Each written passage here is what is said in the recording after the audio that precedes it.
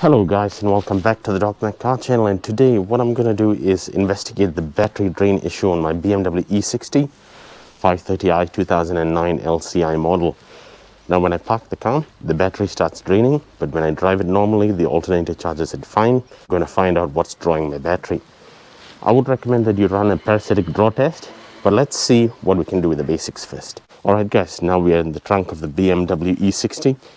And as you can see, I've taken the paneling out, and on this side as well. The first thing you want to do is check your intelligent battery sensor, which is this little cable right here. Now what can happen is that can go faulty, and that can also drain your battery. So you may need to actually replace your intelligent battery sensor. Alright guys, I feel I owe you a bit more of an explanation to the Ibs system. So what you're going to do is you've got two thumb screws right here, which you just need to pull out.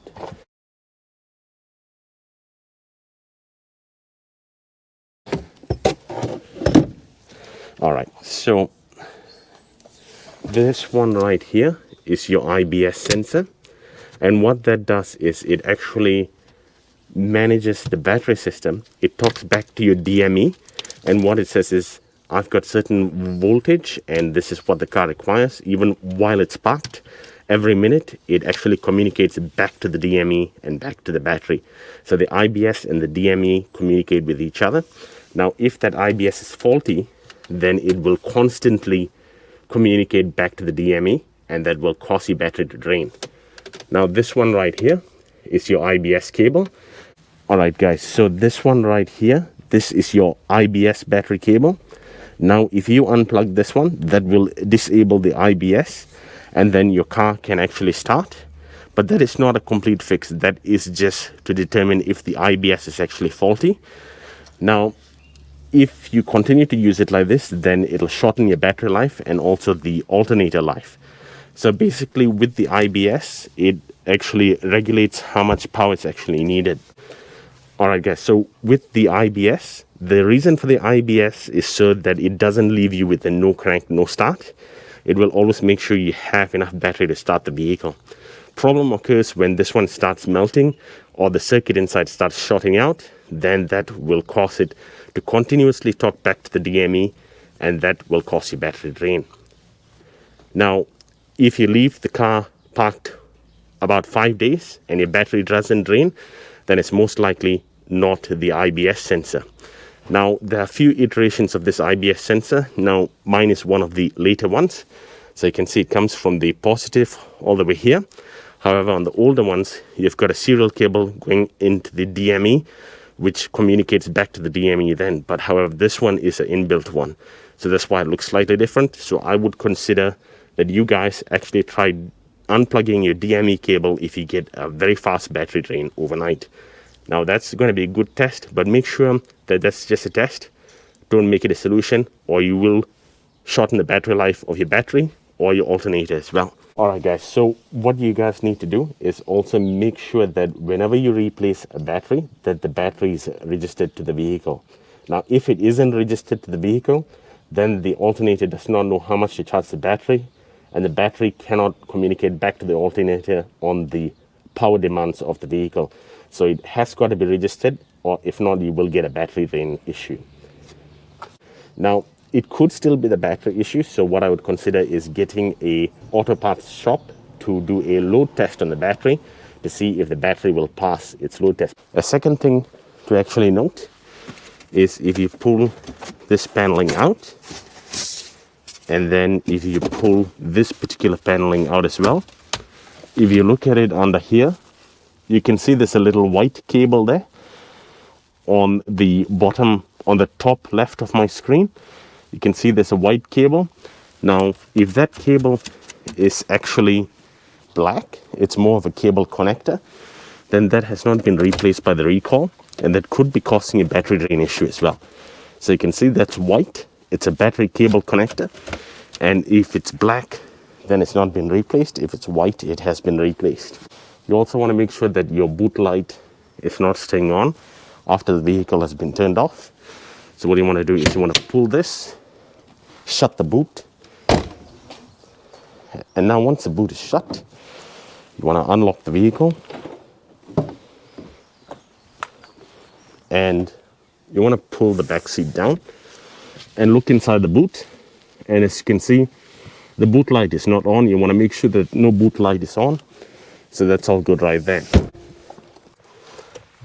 All right, guys. So now the other thing to also check is, how do you know that the alternator is actually working properly?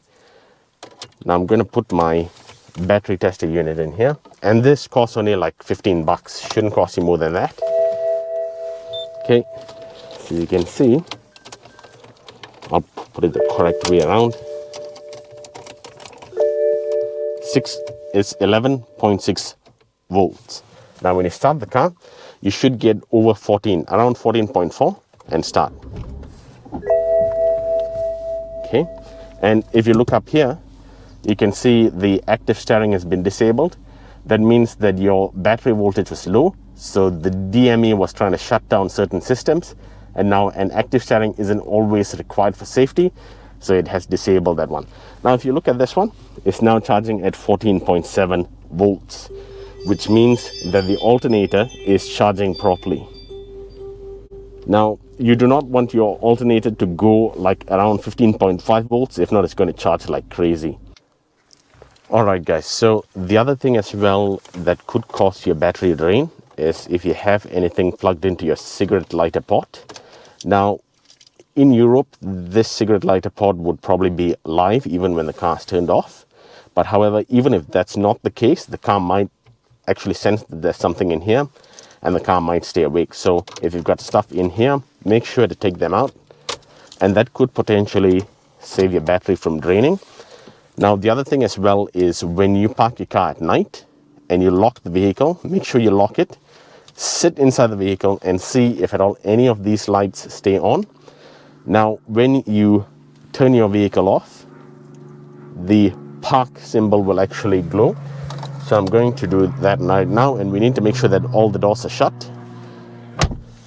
Okay, so let's say, okay, you can see now the park icon is actually lit up with a green light.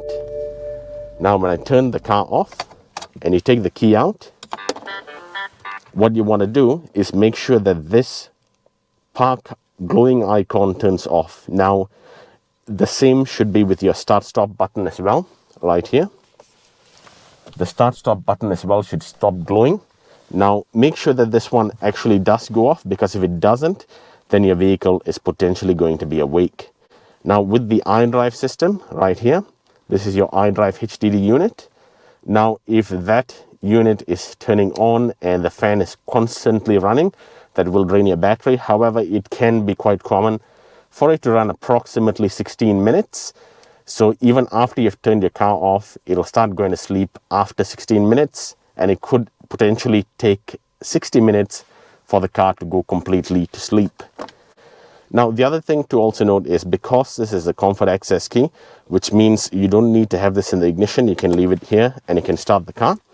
Now if you have the car parked in your driveway and you're fairly in close proximity to the key, then that could potentially start waking up the car, and that will start communicating back to your CAS module from the key to the CAS module, and it'll keep on waking the car up, and that will cause your battery to drain as well. Alright guys, we are now on the passenger side of the vehicle. As you can see, there is a CD changer right here.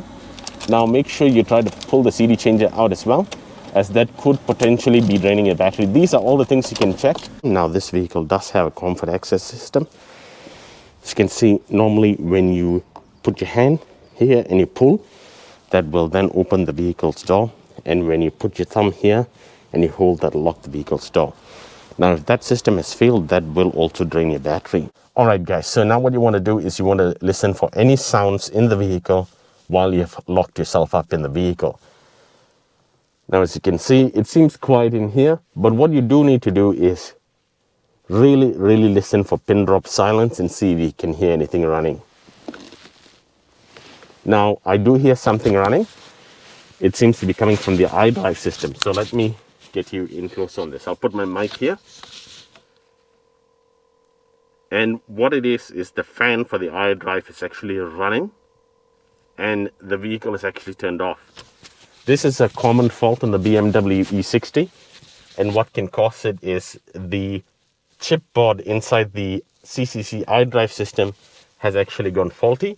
It may have desoldered itself, and that's what causes the fan to actually run, which prevents the fire risk, but therefore it actually reduces and drains your battery voltage down, and that may cause a no start vehicle.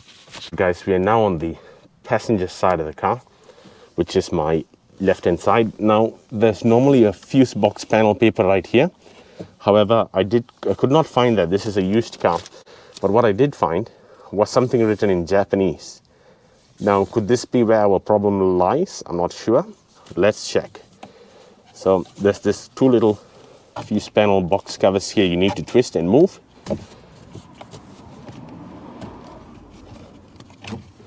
Okay, so once you remove that one, the fuse for the comfort access system will be somewhere right here.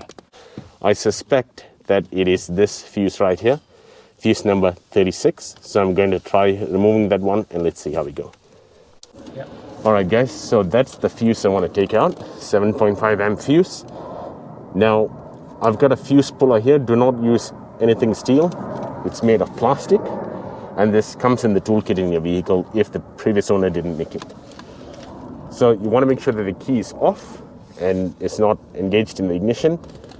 And what you want to do is you want to push on that fuse like so.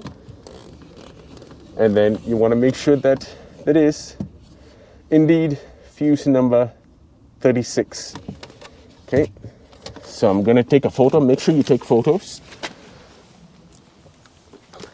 So you make sure that you put it back in the correct orientation, as well as the correct fuse location. All right, so there is your fuse.